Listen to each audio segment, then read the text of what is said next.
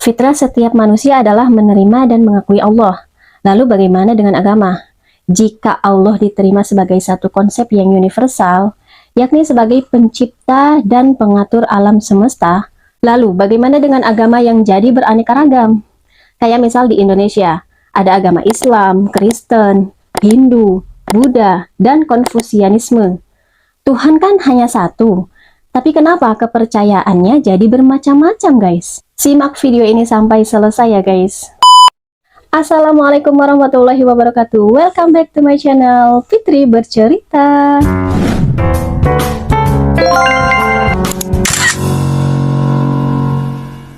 Beberapa hari lalu kita udah ceritain penemuan benua ke-8 yang sempat tenggelam sekitar 375 tahun lalu ya, guys. Ayo, siapa yang belum nonton nih? Keren ya, bisa nemuin benua segede itu. Aku yang pas kecil nemu ubi jalar di tumpukan tanah pas panen aja seneng banget loh. Ini nemu benua, guys. Benua kan luas banget ya. Apalagi di muka bumi ini kan udah ada 7 benua yang membentang di muka bumi. Ditambah satu lagi yang kemarin baru ketemu ya kan. Totalnya jadi 8 benua. Wah, ternyata penyebaran manusia di muka bumi udah sangat banyak juga ya. Dari 2 manusia sekarang jadi banyak banget ya, guys. Penyebaran manusia ke seluruh penjuru dunia pastinya melahirkan sebuah suku dan budaya yang berbeda-beda juga. Pembentukan budaya merupakan hasil dari cipta, rasa, dan karsa manusia. Budaya terbentuk karena kebutuhan dan pada awalnya hanya untuk memenuhi kebutuhan hidup manusia aja ya kan. Ya, kita tahu juga kan, kalau pembentukan budaya adalah salah satunya difaktori oleh adanya sebuah gagasan individu yang kemudian menyebar menjadi gagasan kolektif. Kebudayaan juga memiliki unsur yang membentuk budaya tersebut ya kan, mulai dari unsur bahasa, religi, peralatan hidup, pengetahuan, kemasyarakatan, teknologi, kesenian, serta mata pencaharian. Jadi nggak heran ya, manusia itu hidup menjadi berbagai macam karakter, budaya, bahasa, dan juga agama. Oh ya guys, ngomongin agama nih, pernah ada yang tanya juga nih, manusia hidup di muka bumi ini kan diciptakan oleh satu Tuhan yang sama. Meski jadinya beraneka ragam karakter, budaya, dan juga bahasanya, tapi kan penciptanya tetap satu aja ya kan? Tapi kenapa nih, kok jadinya agamanya itu muncul jadi beraneka ragam ya? Apakah ada hubungannya dengan proses pembentukan kebudayaan ini guys? Makanya agamanya pun menjadi bermacam-macam. Jadi guys, ada hal yang sangat berbeda antara konsep tentang Tuhan dan juga konsep tentang agama. Agama emang sangat lekat dengan sosial budaya dan bahkan politik juga guys. Sehingga seseorang bisa saja jadi memeluk agama tertentu karena terpengaruh juga. Ya, ibaratnya kan makin sering ketemu, sering ngobrol, sering bergaul dengan seseorang, pasti dikit-dikit kan ada juga sedikit pengaruh yang buat kita berubah ya kan? Entah itu perilakunya atau cara pandangnya. Gak usah jauh-jauh aja deh. Misalkan saja ibu dan ayah kita. Mereka kan berperan penuh dalam pembentukan budaya. Makanya Rasulullah Shallallahu Alaihi Wasallam saja sampai bersabda nih guys. Setiap anak dilahirkan di atas fitrah. Kedua orang tuanya lah yang menjadikannya Yahudi, Nasrani, atau Majusi. Hadis riwayat Abu Hurairah. Hadis yang sangat populer ini menegaskan bahwa sesungguhnya semua manusia itu baik ya guys, karena manusia itu lahir dalam keadaan yang suci.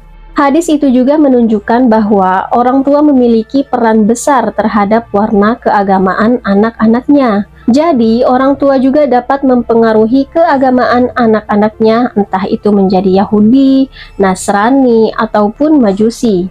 Orang tua yang dimaksud dalam hadis itu bisa berupa orang tua biologisnya, yakni ibu dan ayah kandungnya ya guys. Ibu dan ayah memang dominan kan memberikan corak warna pada anak-anaknya. Tidak hanya secara fisiknya aja ya kan, seperti hidung, mata, ataupun alis gitu ya. Akan tetapi juga corak batinnya guys. Jadi jelas ya, kalau kita pengen punya anak yang soleh dan solihah, atau pengen punya anak yang hafiz dan hafizoh, ya jangan licik juga dong. Orang tuanya dulu nih harus dilihat, dia rajin ngaji apa enggak. Masa iya pengen punya anak hafiz hafizoh tapi orang tuanya masih males-malesan disuruh ngaji? Ibnu Arabi atau Muhyiddin Ibnu Arabi. Beliau juga sudah memberikan komentar tentang hadis tersebut, guys. Beliau mengatakan kalau masyarakat yang tidak sempurna telah mengaburkan kecondongan dasar atau fitrah manusia itu sendiri, guys. Jadi guys, maksud dari masyarakat yang tidak sempurna dapat diartikan sebagai masyarakat yang mengalami penyimpangan sosial, yaitu kondisi di mana individu atau kelompok tidak dapat memahami atau mematuhi norma yang berlaku di masyarakat. Fitrah manusia juga dimaknai sebagai tujuan Allah menciptakan manusia agar dia beribadah kepadanya, ya kan? Makanya kemudian disinilah tampak jelas ya guys, fungsi para nabi dan juga rasul yang diturunkan Allah Subhanahu wa Ta'ala ke muka bumi ini, guys. Ya, salah satunya untuk mengingatkan manusia tentang apa fitrah manusia itu sendiri. Dimensi sosial yang meliputi keluarga, orang tua, lingkungan, masyarakat, dan berbagai variabel sosial lainnya. Sebenarnya harus banget dilengkapi dengan penjelasan seberapa rentannya manusia terjerumus pada kesesatan jika hidup jauh dari sumber kenabian. Makanya muncul juga nih agama-agama yang beraneka ragam sampai saat ini, guys. Karena bisa jadi pesan kenabian atau pesan-pesan dari para nabi itu mulai dilupakan lagi, ya kan?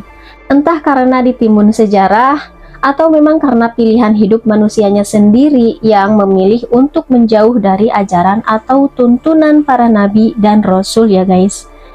Jadi udah jelas juga ya, munculnya beragam agama merupakan kecenderungan manusia yang suka menyelisih, ya guys. Kalau dalam kajian Islam, hal ini sudah sangat jelas dikatakan oleh Allah Subhanahu wa Ta'ala dalam firman-Nya, "Jikalau Tuhanmu menghendaki, tentu Dia menjadikan manusia umat yang satu, tetapi mereka senantiasa berselisih pendapat dalam urusan agama." Quran Surat Hud ayat 118.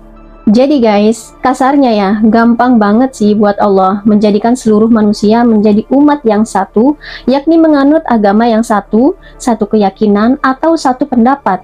Akan tetapi Allah tidak menghendaki demikian, melainkan memberikan kebebasan kepada kita sebagai manusia untuk memilih.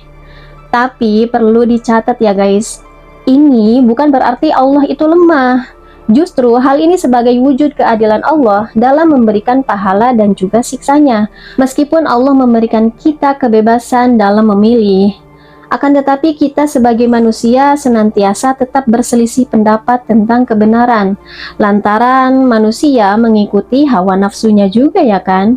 Gak cuma itu guys, Allah juga berfirman dalam surat Al-Baqarah ayat 213 yang artinya, manusia itu dahulunya umat yang satu dalam ketauhidan. Setelah timbul perselisihan, lalu Allah mengutus para nabi untuk menyampaikan kabar gembira dan peringatan. Allah menurunkan bersama mereka kitab yang mengandung kebenaran untuk memberi keputusan di antara manusia tentang perkara yang mereka perselisihkan.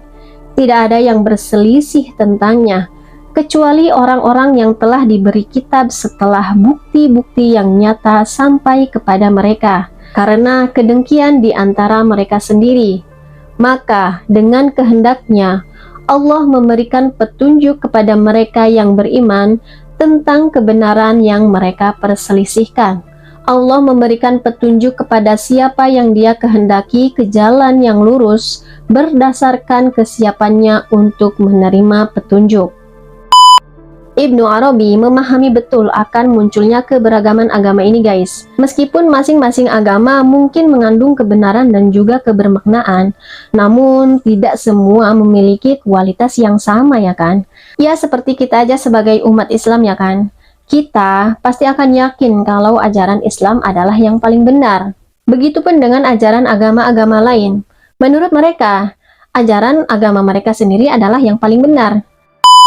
Oke guys, itu tadi pembahasan tentang kenapa agama jadi beraneka ragam padahal Tuhannya aja satu. Intinya, lakukanlah segala apa yang diperintahkan oleh agama dan Tuhan yang kalian yakini dengan baik dan benar ya guys. Sebelumnya aku mohon maaf apabila ada kata-kataku yang salah dan keliru. Dan kalau ada hal-hal yang belum aku sampaikan di video ini terkait alasan kenapa agama menjadi beraneka ragam, silahkan tambahin juga di kolom komentar di bawah ya guys, biar kita bisa sama-sama diskusi dan belajar bareng ya guys. Selanjutnya jangan lupa klik like dan share-nya kalau dirasa video ini bermanfaat ya guys. Dan satu lagi, subscribe channel ini ya guys, supaya kalian tahu kalau aku upload video baru. Ilaliko, wassalamualaikum warahmatullahi wabarakatuh. Salam damai. Intinya, setiap agama memiliki ajaran-ajaran ataupun standar kebenaran masing-masing ya kan. Pokoknya intinya, yang penting damai.